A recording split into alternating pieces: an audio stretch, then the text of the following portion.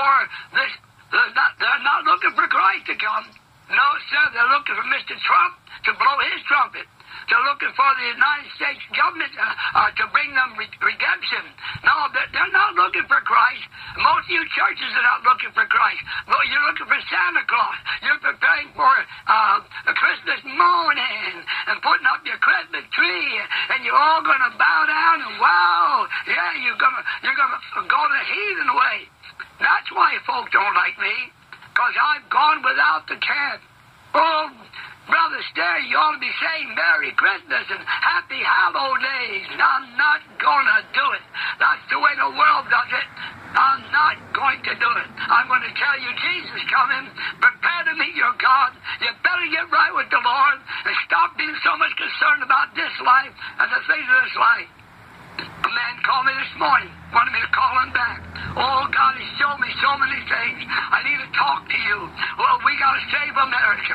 We got to bring America back to God. What the hell is wrong with you people who call yourself Christians and you believe God's going to save Sodom and Gomorrah? You believe God's going to save the world like in Noah's day? He destroyed it. He destroyed it.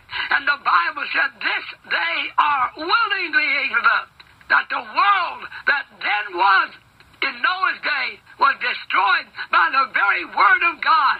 And the Bible said this generation is so ignorant that by that same word that lives and abides forever, he's going to destroy this generation and this wicked mankind. America and the world is being turned into a hell, and they're going to be cast into hell. I preached it for years. America, we used the bomb. We blew away people. We're a nation that has lived by the bomb. Now we're going to die by the bomb. God's word is true, friends. No doubt about it. So I'm sending out an appeal. If God's speaking to you to come and be with us, whatever effort you got to make, whatever you try to make, if you'll just let God be God. That's what you got to do. A lot of folks don't want to do it. They just don't want to do it. Oh, God. Have mercy upon us, Lord. I'm just trying to work this machine here. Sometimes we got so many things going. Say, are you planning on being with us? Well, where are we going to stay? We got a tabernacle. You stay in the tabernacle. You sleep on the floor or stay awake. Who's going to pay the way? You make the move. God makes the way.